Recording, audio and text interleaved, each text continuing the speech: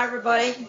My name is Carin, and I'm an alcoholic. And I want to thank the band of people who asked me to come in and pinch hit tonight for your speaker, I guess, who's away. But I'm really glad to be here. You know, I was talking to some of my friends in New York today. We were talking about one of them was an auctioneer when they were younger, and she's like 45 years now. So she was younger, she was an auctioneer, and she said, you know, she heard the story, which I absolutely loved, about the big book. She said years ago, you know, Bill Wilson gave Lois his big book that he wrote, where he made all his notations on the side, and it was the only one around, his original one. And you know, when he died, Lois had the book, and she kept the book. And when she died, she left it to a friend of hers, of the family's, and this guy had the book, and whoever this dude was. And then he ran into hard times, and he needed some money, and so he decided to sell the book, and someone told him to take it to Sotheby's in Manhattan, and they would auction off the book. Anyway, the guy that was the auctioneer, you know, he was not one of us. He had no idea what he was looking at. But, you know, based on what the book looked like and the notes, he figured it had to be worth something. And so they put it in the catalog. It's worth between, you know, $200,000 and $300,000 to get the original big book that Bill wrote in. When the auction was over and the room was packed, the book sold for almost $2 million. And the auctioneer looked at the girl next to him and said, "Did that guy write anything else?" You know, that's who we are. Anyway, my sobriety date is September the 8th, 1988. And my home group, that's how I feel about it, too.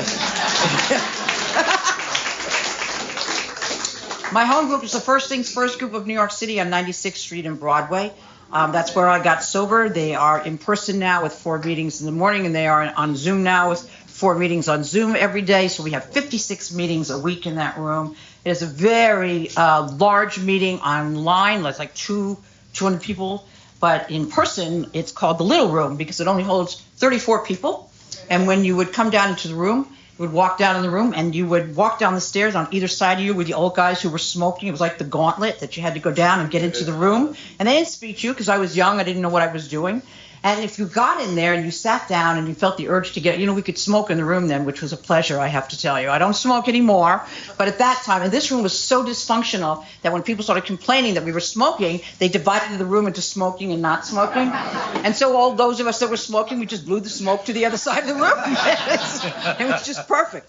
In any case, I got sober in New York City. I got sober on a Thursday. I decided to get sober 4 days before that. It took me 4 days to get from my house on 87th Street and West End Avenue to 96th from Broadway.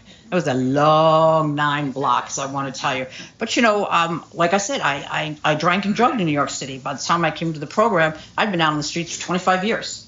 You know, I'm a well-educated, well-brought-up, nice Jewish girl from the Upper West Side. By the time my drinking was finished, I was walking the streets of Broadway in my pajamas eating out of garbage cans. You know, how does that happen? It happens a day at a time. A day at a time. You know, are you allowed to curse here? Oh, yeah. Okay. You know those meetings where they say, you know, lack of profanity offends no one? They have no idea what goes through my head when they say that, and the names that I'm calling them as they're saying that. In any case, you know, I know for a fact that shit happens when you don't pay attention.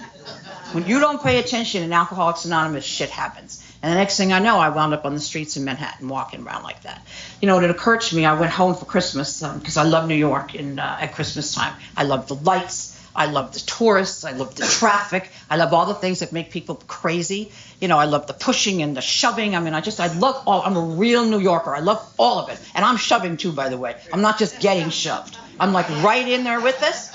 You know, when I'm on Fifth Avenue and I'm going towards my Mecca, which is Saks Fifth Avenue, and it's blocks and blocks and blocks away, but I got to get there. And as I'm going, people are coming up, and I'm pushing, and they're shoving, and I'm loving the whole thing. You know, and I bought a pretzel, and I gave it to some homeless person after I ate half of it. That is the beauty of being in New York. You eat half your pretzel, and then you give it to someone, and they will eat the other half. So after I gave my pretzel to this woman, I'm walking, and I hear the lights, and people, and, you know, you hear the singing in the background and everything, and all of a sudden I just stopped. And in the middle of Fifth Avenue, looking down the street at all these people, I just started to cry. And, you know, I think about this a lot because that's what I loved about getting sober in New York, because nobody paid any attention to you. You could do anything on the street. So the fact that I was standing in the middle of Fifth Avenue crying, nobody really cared. But I was crying because I remembered what it was like 37 years before that when I was walking on the street with, you know, crap clothes, unshowered, just revolting and, shoving into you, asking people for money. I sold everything. I need to say this. I never say this. I sold every single thing of value I had for drugs. I just need to say it. Everything. And by the time I got sober, I had nothing. And I think God has a funny sense of humor because, I'm sober a long time and I've accumulated things again. You accumulate if you stay sober long enough. I've been robbed 3 times. I still have nothing. It's been taken, gotten, and I could care less. So anyway, I moved. I want to go back to where I came from because I've been thinking a lot about that lately. New York was a tough place to drink. It was a tough place to get sober. And I say this because by the time I came into AA, I did not come in because I had a nudge from the judge. I didn't come in because, the thing that happens with your family and your friends when they get you in the corner and you say, okay. They're pushing you in there and you've gone through one more round of swearing you're going to get straight, of swearing you're not going to do this anymore just because they have you in the corner. And as soon as their backs are turned, you go right back down there and do what you were doing. I just was tired. I don't know how to explain it. It was exhausting. It's exhausting being out on the street. It's exhausting smoking and doing what I was doing. It's exhausting drinking the way I was drinking and then having to get sober for the short periods of time that I got sober. I used to drink in this bar called Paulson's. It's not there anymore. I loved Paulson's. And by the way, I know you're the guy who was here did the 7th step last week. So I would just tell you briefly, it's not really, is that when I had to do my 8th step, I got a case of the resentments that I had to do an 8-step list because I already done a 4th step list. I want to do an 8-step list. It's like enough with the lists. But my sponsor was a good guy, and he said to me, go to a place where you're comfortable, and take a big breath and take a piece of paper and take a pencil and you'll be done with it in no time. So I went back to my bar because that's what I knew how to do. When I walked into that bar and I sat down and I ordered a Diet Coke or whatever and, took the cocktail napkins and I'm writing out, my 8-step list. I had no idea that the bartender was in AA, that the owner was in AA, that the bouncers were in AA. And somebody behind the bar turned around and called my sponsor and said, I just need to let you know that one of your pigeons is in the bar right now. And he said, well, what is she doing? And he said, well, I think she's making an 8-step list. And he says, as long as she's not drinking, she can hang out there as long as she wants. I loved drinking in bars. I really loved drinking in bars. It wasn't even like a Cheers thing. It was the opposite of a Cheers thing. I used to go to Paulson's and hang out by the bar because the bartender was my dealer. So it was a good relationship. I got to see him on a daily basis. It was very, very tight. And I would go down to the end of the bar and I would bring a book with me because the truth of the matter is I don't like people. And if you're really honest as an alcoholic, you will agree with me. We don't. Thank you. There's someone who loves me. Perfect. I don't like people. I don't like having to talk to people. I don't like being around people. I don't like to hear what's wrong with you, what your problems are. I don't want to be around anybody. This bartender knew me. I would sit down at the bar at the end of the bar with a book that I never read. Half the time it was held upside down. I didn't talk to anybody. And he would put a bottle of Jack Daniels in front of me. This guy knew me, and that was it. And then invariably some guy would come and sit down next to me and, try to talk to me. And I don't know. They were like, brain surgeons and astronauts and physicists. That's what they said they were. I mean, I have no idea. But that's what it appeared to be. And I didn't want to talk to anybody. I loved my bar. So when it came time to go back and do my 8-step, I went back to my bar. I just loved it. I don't know what that is. I mean, that has to be pure tea alcoholism. I felt comfortable and I felt safe and I felt valued in there. And isn't that funny? Because that's exactly what I feel like now when I come to a group of Alcoholics Anonymous. Isn't that weird? And I figured it out several years ago. I should say, why is the room of AA the safest place for me?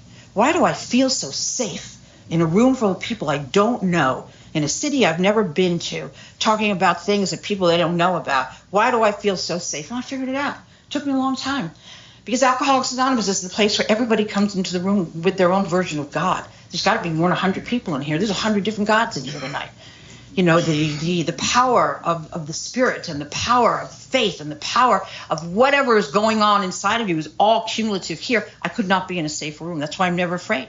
Never afraid in AA. Nobody's going to get me. Nobody wants anything from me. They just want me to be, and I come with my God.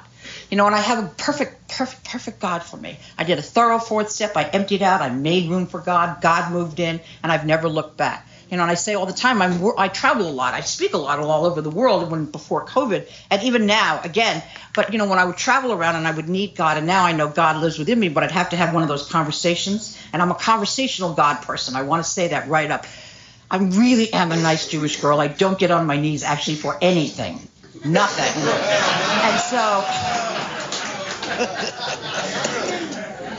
And so I learned how to have a God in my life that, and there is a part in the big book, if you haven't found it, go look for it, where it talks about God as our friend. He was my friend. And so I began to have conversations with the God of my understanding. I didn't know he was God. I just knew that he was bigger and better than me. And I knew that I had been to human help, and human help never helped me. Every person I leaned on broke.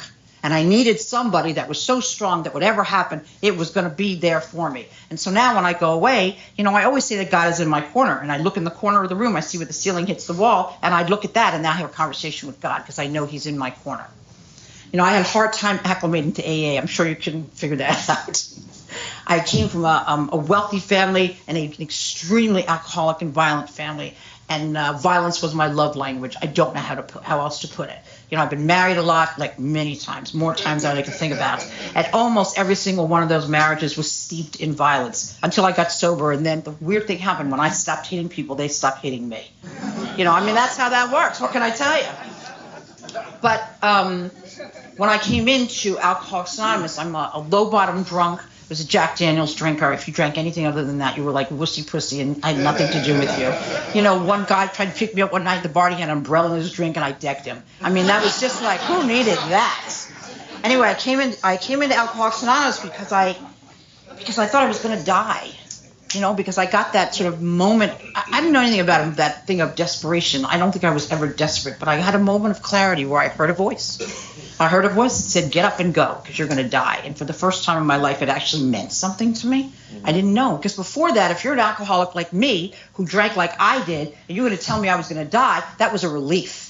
Just tell me how much time I have so that I can get to do what it is I want to do. Anybody ever have those dreams where they say in your dream you got a week to live? What are you going to do if you only have a week to live? I know exactly what I'm going to do if I only have a week to live. First thing I'm doing, going out and buying a carton of cigarettes. That's who I am. And so when I heard the voice saying you're going to die, get up, you're going to die, I got up and I went home, and this is 1988, and there were no cell phones, and there were no computers, and there were nothing. And if you were a good sponsee in 1988, you walked around with a sock in your pocket filled with quarters, people, and you knew who was in AA because there were lines at the phone booths out on the street, after the meeting. We were all such idiots. We're waiting in line to call our sponsor after the meeting just to let them know that we went. And so when I came into the rooms, I had a baby 18 months before then, and I was just talking to one of my sponsees. I sponsor a lot of people. I always have, because I've had a sponsor. My original sponsor sponsored 12 people all the time because he had fathered 12 people out of wedlock. And I love his wife. She has like a black belt in Al-Anon. But he had sponsored 12 children out of wedlock, and he didn't know where any of them were. So his amends were to sponsor 12 people at any given time in the rooms of AA. And when he agreed to sponsor you, you sign this sort of contract with the really teeny tiny type at the bottom that you don't really see that says you too will sponsor 12 people at any given time. 12 is a low number. I sponsored many more than that. And because I don't think there's ever enough. And he taught me how to be a good sponsor because he wasn't interested in anything I had to say. Besides the fact he was deaf and never heard anything I had to say. But he never was interested in anything that I had to say. He was very, very interested in things that I did. And I was raised like that because there's no chapter in the big book that's marked into thinking or into talking. There was one big fat chapter marked into action. This is an action program. And I'm so lucky and it's been so great that I've had sponsors that only cared about what I did, not what I thought about anything and not what I said about anything. I cannot think my way out of this. I'm almost 37 years sober. My thinking hasn't changed at all. I want to say that too. I hear people all the time saying, when am I going to stop thinking these thoughts? Never. Never, because that's who we are. I cannot think my way out of this, but I can act my way into a good life today, and I've done just that. I can act my way into a life where I'm no longer fearful. I'm an alcoholic that used to get up in the morning and my stomach hurt, the pit in your stomach, that fear that would be in there, and I couldn't get out of bed. So I had a bottle of Jack Daniels next to me, and I would take one swig, and the burn would go down, and that feeling of fear would sort of dissipate for a couple of minutes, enough to get me out of bed and out of the house. I'm not afraid today. I am not a fearful person today. And I'm not saying that as a braggart. I'm saying it because it's a promise. It's in there. If you do what we do for as long as we do it, and you just keep coming back and you can't figure out how it works, you just keep doing what the guy next to you was doing. And eventually you're going to wake up one day and say, oh my God, I'm not afraid. How did that happen? How did that happen? I lead a big book study, which is what I was doing earlier tonight, and I love it because Bill Wilson was an unbelievably flawed human being, and I love that because I'm not a perfect sober alcoholic by any means. I'm a classic example of the first step of AA, that my life was, crappy and powerless when I was drinking. It was unimaginably bad when I wasn't. That is the bottom line of the first step. And if either of those parts is not true for you, you can leave because you're not a real alcoholic. But if you're powerless over alcohol when you're drinking it and your life is unmanageable when you're not, you're one of us. Because it's, they say that that's the most important step that you have to know is the first step. The reason that is because that's the step that defines me as alcoholic. I never have to think about it again. I understand the first step. So I was a rough girl coming into AA. I was belligerent. I was loud. I was nasty. I say this for the women. I'd had a not sober baby, which I don't recommend to anybody, but I've also sponsored many women and gone through several sober pregnancies with them. So there's gifts in AA, beyond my imagination. The other thing is, you ever hear people get up here and they say, I have a life now that's beyond my wildest imagination? I don't know what that means. My imagination was like, I was a billionaire, I need to tell you. And I was living in several different places at the same time, and whatever. I don't have any of those things today, but I live a good life today. And AA has been super good to me because I stick, I don't just stick with the winners, I stick with people in AA because that's all I know. You hear music? I do. Is that God? Anyway, I can't really see the clock. Oh, I got you. Totally good. So anyway, I came into AA and I left the baby at home because, I just couldn't bring the baby to AA. And I needed to get a sitter. I was married at the time. I'm always married at the time. Not married now, but, I'm always married at the time. I don't know. Jesus, I don't know. And somebody said to me, why did you keep, getting married? I said yes to anybody who asked. I just was not very discerning. And my mother said to me at one point, she goes, Carin, this is what you have to do. When somebody asks you, if you want to go to dinner, just say yes. Don't say I do. And that would cure all of you right there. So anyway, the guy I was married to at the time, which is weird because I met him in my bar, and one of my girlfriends and I were doing this sort of test with the guys in the bar. We would ask who was the poorest one in the bar. I don't know what we thought we were going to do. Anyway, he raised his hand. He was the poorest one. So I took him home, and he never left, and I married him. And that was it. And, he was a photographer, and he was British, and, Americans were so stupid. We think they have a British accent, and they're smart, and they're not. They just have a British accent. And so I got pregnant with him. I'd been married before. My first marriage was abysmal. It's the most violent thing ever. Made War of the Roses look like Mary Poppins, and I rarely go into it because what I did in that marriage is fairly unimaginable. And what he did in that marriage, it was one of the most violent times in my life, and I'm not quite sure how I made it out of there. But anyway, I was not sober in my second marriage and decided to go to AA, and I realized I needed a babysitter because this husband, the British husband, was not going to babysit the kid. He just didn't want to. And so I went to the meeting, and I said that I needed a babysitter, and some guy who was a heroin user, and he had 2 weeks. He said, I'll babysit. I said, sounds good to me. So he came home, and I didn't even bring him to my house. I just gave him my address. And he came in, he knocked on the door, and my husband answered it. He was so skanky. And my husband said, who are you? He said, I'm the babysitter. So I don't remember anything about that day in the meeting. I didn't do anything. I know that I know that I came in with a baseball hat and sunglasses and a Walkman. Remember Walkman? Some of you are old enough. A Walkman turned on to 10 because I didn't want to hear the world, and I loved the Pointer Sisters. And the Pointer Sisters, were turned up to 10. And so I came back from the meeting, and there's my husband with the baby, and the next morning I get up and I figure he's just going to babysit, and I'm standing there, and I put the baby in the stroller to go, and he's got his little teddy bear, and my husband comes out with a big liter of Jack Daniels, and he slams it on the kitchen table and says, here, drink this and get nice. And he walks out. And by the way, he never came back. He literally walked out and never came back. And I didn't know what else to do. I mean, what would I have, 3 days, 2 days, day and a half? Who knows? I mean, that's how sober I was. And I took the teddy bear out of my son's hands, and I gave him the bottle of Jack Daniels. And I'm always glad that I got sober in New York because nobody gave a shit that I'm walking down the street with a baby holding a liter of Jack Daniels. And I'm strolling this baby down Broadway, and nobody says anything, and I bring him into the room. And, thank God for the old timers in AA. Thank God for the unconditional love that we get in AA, for the non-judgmental love, for the non-questioning love, for the I can take care of this love. Don't worry about it. You just go in and sit down. And some old guy came and took the baby in the back room, and I didn't see him again until the end of the meeting. And then a couple meetings after that, when I was still doing this, some of these old timers, and they were old guys, they brought in like a bag full of Legos, and they sat in the back of the room and played with my kid, while the meeting was going on. I'll never forget that. And I say this, to the women or the men, if you're bringing babies and bringing children to the rooms, good for you, because it's hard. Good for you. And if anybody judges you, bad on them.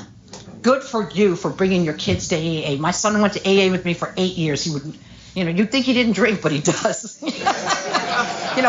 He's definitely not one of us, but he came to the meeting with me, for 8 years, and we worked out a system. He hated being in there. There were just a lot of people in there, and if it was a speaker meeting, he knew that when people clapped, we could leave. And he was quiet until people clapped, and then we could leave. He didn't understand anything else. So anyway, these guys, they would take him in the back of the room, and I would go in the back of the room and sit there with my Walkman on and my sunglasses and my baseball hat that literally screamed, don't talk to me. And there was a guy next to me, this sort of sweet old guy, who's also wearing a baseball hat. And one day he sort of poked me on the shoulder, went like that, like it was too loud. I guess, the music was too loud for him. And I was gonna turn it down. I was, until he turned around and winked at me. And I thought, oh, no, I am not here for that. I am here for sobriety. Can't you tell? Can't you tell I'm here for sobriety? And I turned around because violence was my love language, and I hit him. And I hit him so hard in the face that he went down on the ground. And, nobody said anything at that meeting. They didn't stop the meeting. They didn't do anything. They didn't haul me out. They didn't do anything. The guy got up, brushed himself off, sat down. He put a seat between us this time so that I couldn't get to him again. But we did the entire meeting. And at the end of the meeting, the chairperson came over to me and he said, you're Carin. And I said, yes. He says, welcome to the Alcoholics Anonymous. In this room, we keep our hands to ourselves. I had never heard that before. It was like, what a novel idea. So then I said to him, you don't understand. I said, this guy over here, he winked at me. I said, I was going to turn it down, but he winked at me. He says, let me introduce you to Don. Don has a tick in his eye. He winks at everybody. And he said, Winky Don, I want you to meet Carin. And so we shook hands, and that was it. And I want to tell you, we alcoholics, we don't forget anything, nothing. 4 years later, there's a meeting in Manhattan that's called the Big Meeting, and it really is the Big Meeting.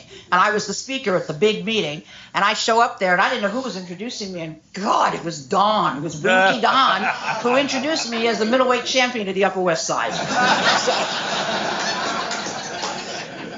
Anyway, I went to this meeting day after day, and, they counted days like we do here, but a little bit differently because they would count. They'd say, who has under 90 days? That's all they really cared about. And, people would raise their hand, and I'm Janice, and I have 40 days, and they would clap. Or, I'm Steven, and I have 6 days. They would clap, and I never gave my time or my days ever. I'm not a joiner. I don't like people. It's none of your business, and I didn't have any time. So it was all of those things. And then one day this guy came in there, and he stood up, and he goes, my name is Tom, and she has 88 days. And the room got quiet, and then the applause burst, and I was stunned. I was stunned that somebody was watching me. I was stunned that somebody cared enough without knowing me, that they would watch me and they would count my days for me because they knew that I couldn't do it myself. And so the next day I came in and they did it again, and I had a little bit more courage, and I said, I'm Carin and I'm an alcoholic and I have 89 days, and clap, clap, clap. And then the next day I came in, I'm Carin, I have 90 days, and I got up and got in those days they gave a 90-day bronze token that didn't say 90 days, it literally wrote out 3 months. I still have it. And, I took my token, I went to sit down, he goes, where are you going? You're the speaker.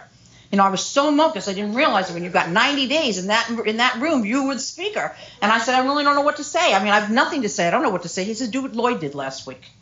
I said, what did Lloyd do last week? And he said, well, Lloyd got up there. I watched him, got up there and said, my name is Lloyd. I'm an alcoholic. And then he cried for 20 minutes. And they gave him a standing ovation. So I don't know what I said, but whatever I said, I got it over with. And what it did was it made me, they weren't stupid. It made me a member of the group. It made me a part of. You knew nothing about me before then. You knew something about me after I shared that horrible 90-day share. And I have to tell you that I was so angry when I came into AA that I used to introduce myself. In those days they didn't call it, what do they call it, crosstalk. They didn't call it crosstalk. They called it feedback. Like you needed feedback on what you said.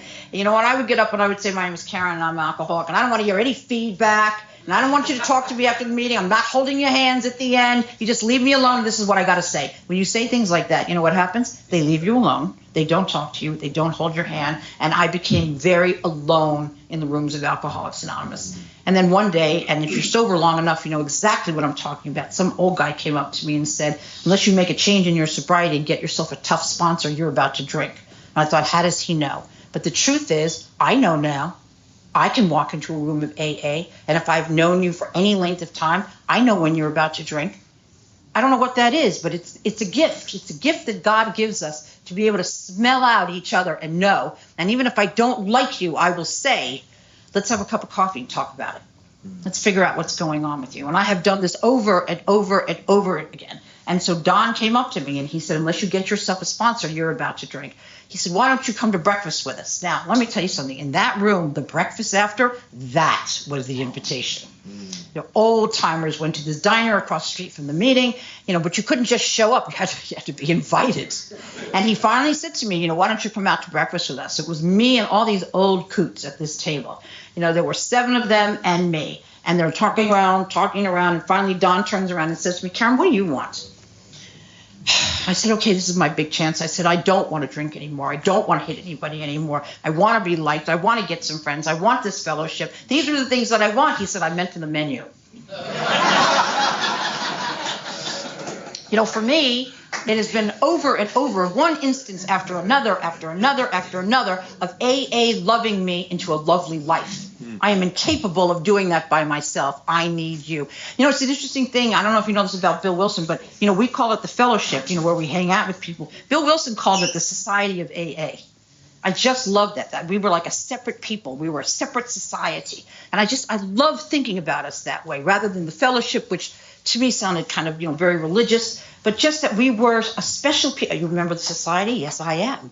You know, I love that. So I continued to go to this meeting, found myself a sponsor, found myself Albert Rogers, and, you know, he's the one that taught me not just how to stay sober, but he gave me the best AA direction that, you know, I think a person could have. He said, there's no secrets here. He goes, it's not hard. This is a very simple program. He said, just have to be willing to stay sober somebody else's way. I said, well, whose way is that? He goes, anybody but yours. Anybody but yours. And, you know, and I've learned that over and over again. And then I've, you know, very not nicely said that to every person that I have sponsored at any given time. All you have to do in this program to set yourself up for success is be willing to stay sober somebody else's way. It's humbling. It's enlightening. It's loving. It's, you know, extraordinary. So anyway, my life, thank you. I just want to be cognizant of the time. 15. Thank you. Because they always hang these decorations like right in front of the clock. I'm here for you. You're here for me. I am. I do. My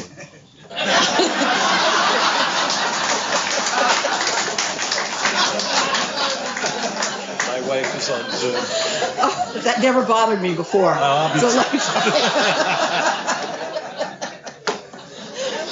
Anyway, in the minutes I have left, I want to bring you up to speed with Alcoholics Anonymous, because I have a love affair with AA. It's the longest love affair I've ever had. It's the longest relationship in my life, you know, and I have no idea what I would do without it. I'm sober a long time. When things are going really, really well, I pick up on my meetings. When things are going really, really badly, I pick up on my meetings. If you stay sober long enough, I'll tell you, you're going to have a lot more bad stuff happen to you when you're sober than you ever had when you were drunk. Mostly because I didn't care. And I had a lot of bad stuff happen to me when I was drunk, and I just didn't care. But one of the things that happened to me when I got sober is that I got brave. And I don't know how that happened. And, you know, if I have to think about if I have a God in my life, I did not find bravery myself. But what did bravery look like? I began to care. I began to say things like, I missed you at the meeting. Or I love you. Or want to have coffee. And, you know, in the beginning, they sounded forced. And who is this talking? But now I couldn't live without it. I just can't live without it. I can tell you unequivocally, there's not a single day that goes by that I don't have a conversation with an alcoholic. Not one single day. And that has been going on for decades and decades. You know, I have been blessed to be able to speak all over the world You know, I just love that. I love that AA is all over the world. And I will tell you that America AA is the best in the world. We know what it is. You know, I'm not sure if you know this, when you go out of America and you go into Europe, or I speak a lot in the Middle East. I'm sure some of you know that. But when I, speak in the Middle East or all of it, they have a big book. There's no stories. It's just 164 pages. We're the only ones with stories. And so when they get American speakers, we want the stories. Nobody here has a story. And it's an unbelievable feeling to go into a room and give AA to somebody that has no idea how we get it here. It's an extraordinary feeling. I remember going behind the Iron Curtain, and they booked me like a year in advance. It was crazy. And I flew in there, and the guy with the longest term sobriety in the room had 4 years. Because I was sober longer than AA had been in existence in that country. I mean, it was unbelievable. You know, I remember going to Prague and speaking there. Never saw this before, never saw it after either. And, would walk down the street where the meeting was. And you know how you do this when you go to a place you don't know, you're going, how am I going to find the meeting? You have no idea where the meeting is. They had a neon sign on the street with a big triangle with a circle in it that said AA, and it was blinking. I thought there must be a lot of drunks in Prague who can't figure out how to get to the meeting. And it was extraordinary. I had a home group in Paris because I lived there for a while. Some of this was work. Some of this was whatever husband I was married to. We traveled a lot. But I do know that my sponsor made me go back to Paris and make amends. I loved living in Paris. I was a bad drunk in Paris, too. He made me go back to Paris to make amends because I don't speak French. Not really, but I can do a French accent. I can do a French accent who's speaking English, so they would think that I was French. And I would stand outside the bars plastered, and when the idiot Americans would walk by and ask me for directions, I would tell them in broken English where to go, and I always give them wrong directions. I sent them to wherever and I just thought it was hilarious, and I'm going to go back and drink some more. I had a sponsor. Albert said, when are you going back to Europe? And I said, well, soon. And he said, good, you're going to go in front of that place where you did this to these people, and you're going to stand there, and every person that walks by, you're going to say, are you lost? If you need to know where you're going, because I'm happy to give you directions. I thought I would die. But I did it, and I did it. So I was not, it's been lesson after lesson after lesson, because if you're a drunk like me, I have no idea how to live. I don't know what the rules are. I don't know what the parameters are. I don't know when I've stepped over the line. I just know that nobody's turning around and saying to me, you got a problem with drugs, and you got a problem with alcohol, and you need to take care of it. What they're saying to me is, shh, because I'm loud, and I'm in your face, and I'm aggressive, because fear takes on so many different forms. People think that fear is like I'm afraid. Fear in me is I would be laughing at you. I'd be aggressive towards you. I could do anything in the world that didn't look like fear because I was so afraid. And then when I finished my 4th step, I made my list of fears. I put them on the refrigerator door. Why did I do that? Because I knew what to do. I had a sponsor who said, you keep your list of fears up there, and one day you wake up and you're in that same situation, you don't have that particular fear, cross it off. Cross it off. And after several years, I look, and there's nothing there that hasn't been crossed off. And I've had no new fears to replace them. So I really kind of walk around much lighter than I ever did. So I actually took husband number 2 to Paris when I was drunk, and wound up having to make amends to him because I got so drunk I couldn't remember where we were staying. And he was in the hotel, and I couldn't figure out what hotel it was. And so I just took another hotel, which turned to be the hotel next to him. And, stupid little things like this I've had to make amends for. I make amends for everything, and they're all gone. They're all gone. It's the most freeing thing in the world to make your amends. They sound like they're going to be awful, but once they're done, they're done. I even made amends to my first husband, who was incredibly violent, and I was incredibly violent. And, we broke everything we owned, and et cetera, et cetera. And when I got to him in the restaurant, I made the pivotal error of deciding to make an amends to him when I was on my 3rd step.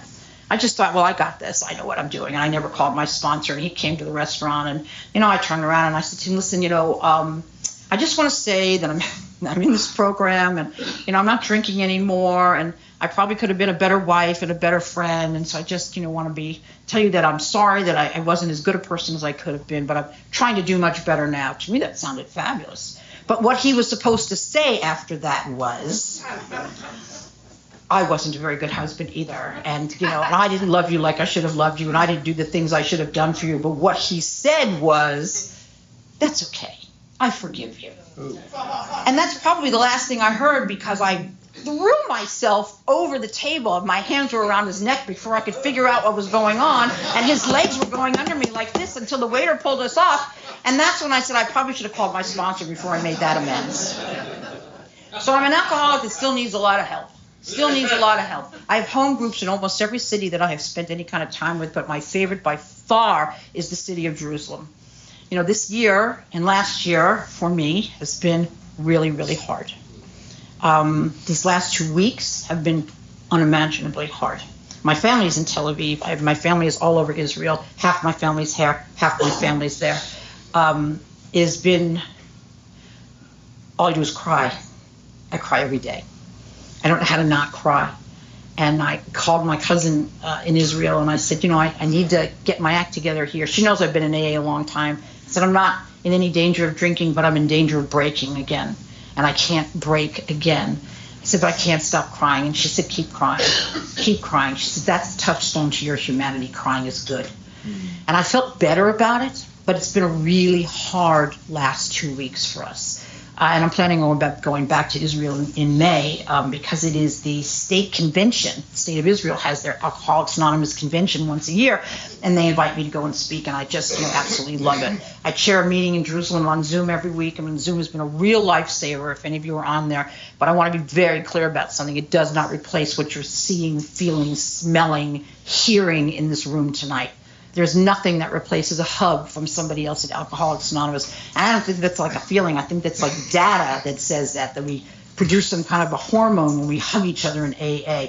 You know, and I need that. I need to keep going. I have a strong posse. I know people that I got sober with when I walked in that are still in my posse today. You know, so that's how it works for me. And I'm going to end with my favorite story because I'm going to stop telling it after a while. But it just happened again when I was there. So I go to this, part of my job, or my job, the last job I had that took me to Israel so much, I'm being honest, broke me. It broke me after October 7th. I was there on October 10th, and I couldn't get better after that. You know, they put me in trauma therapy. I wound up in rocket fire. I got hurt. I couldn't get better. I was going to AA meetings all the time, and finally they threw me into trauma counseling because I was not able to function after that. And I told all my sponsees, I can't help you because I can't help myself. I'd never been down quite that low before. In any case, I wound up getting the help that I need, but I also made a big decision, and I said, I quit. I'm done. I can't do this anymore. And I came down here. You know, and I've been here for 4 or 5 months. I've not had one single day of anxiety since I've been here. I don't know what it is. Maybe it's the sunshine. I don't know. But I've not had one single day. But I also go to 3 meetings a day. I know who I'm dealing with. And that's the most important thing. Because it's like I said, shit happens when you don't pay attention. So I go to 3 meetings a day. Even if one is on Zoom, at least 2 are in person. You know, I went to a meeting this morning, and then I went to a meeting at 5:30 and did a big book study, and then I knew that I was coming here. So I will keep, there's never too much. There's never too much. So years ago, you know, part of my job was to take people to Israel so that they wouldn't be afraid, so that they could see the beauty of the country and then come back. It was life-changing for everybody. And I took this group of people, and they were annoying. They're always annoying, actually, but they were more annoying than they normally are. And it was Saturday, and I said, I'm going to leave them wherever they are, and I'm going to go to a meeting because I need a meeting really badly if I'm going to do the rest of this trip with these people. And I called up Intergroup, you know, to find out where a meeting was because I was in a different hotel in a different place in Jerusalem, and nobody answered the phone because it's Shabbat, because everything's closed. And nobody picks up the phone. And I kept trying, and I'm calling, and finally some girl picks it up, and she's the Christian roommate of the Jewish girl who runs Intergroup. And she says, what do you need? I said, I need to get to a meeting. I'm dying here. You got to get me. She said, I'll send you a safe cab. And the safe cab tells me that she knew that, you know, they would take me to a safe meeting. And I really didn't know anything. And so the cab picks me up, and I get in there, and he drives me to this place in Jerusalem, and I knew immediately I wasn't supposed to be there. There was nobody on the street. And, you know, my heart started to go, and the cab driver said to me, you sure this is where you want to go? I went, no, it is not. And he opened the car door and threw me out of the cab. That's it. And then he drove off. It was just me on the street, you know, all by myself. I'm thinking, this is not good. I have kids. What am I going to do? The next thing I know, I hear this girl running down the street, you know, and she's clearly Arab. She's dressed like an Arab, and she's yelling at the top of her lungs, are you Carin, the alcoholic? At the top of her lungs. And I was like, yes, that's me. And she came down and got me and took my hand and brought me to a meeting. And it was in the back. We do meetings in churches here. In Israel, they do them in synagogues. And she came down to the synagogue with me, and we sat through this meeting. And there was nobody in that meeting that had any business talking to anybody else in that meeting. If you know world history and you know the world news today, nobody in that meeting should have been talking to anybody. They had Orthodox Jews. They had ultra-Orthodox Jews. They had Arabs. They had women in burqas. Nobody was supposed to be in that room together. And then at the end of the meeting, the chairperson got up and he says, now we're going to stand and hold hands and say the Serenity Prayer. And I thought, well, how are they going to do that? Because you're not even allowed to talk to people and be in the same room with these people. And everybody got up, and the women got up, and they reached their pockets, and they pulled out a glove. And they held the glove, and the person next to them held the other end of the glove. And we formed this big circle with everybody holding this glove. And all I could think of was, I have found the answer to world peace. And it's anonymous, so I can't really say anything. I love thinking about how much I love Alcoholics Anonymous, because not a day that goes by that I don't live in gratitude. I know they say a full and grateful heart will never drink. I have no idea. I've never taken the time not to be grateful. I've had horrendous things happen to me in sobriety, and I have been saved by you. Saved by you. I have a God that lives within me, so I'm never without him.